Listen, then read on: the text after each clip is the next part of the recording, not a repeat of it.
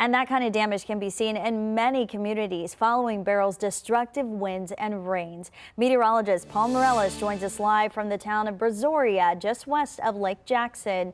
And Paul, what have you been seeing there? I know you've been surveying damage all along the coast and upwards. Oh yeah, you know, Audrey, right here in Brazoria, right as Beryl was becoming its strongest, came right through this area. We hit the northeast quadrant.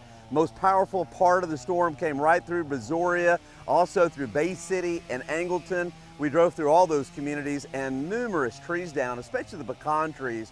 And I'm talking big trees, uprooted and over. So the winds must have been at least 90 miles an hour. Of course, I rode out the storm in Port Lavaca, and over in Port Lavaca, wasn't very bad there. The winds were tropical storm force. The bay was really churning and everything.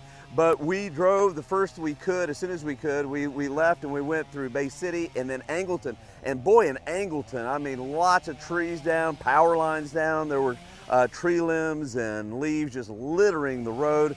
And then we came down here to Brazoria and we saw even more trees that were down. Matter of fact, in our commute from Port Lavaca right through Bay City over to Angleton, and then we came here to Brazoria, there was no place open. I mean, without power. There is nobody without power.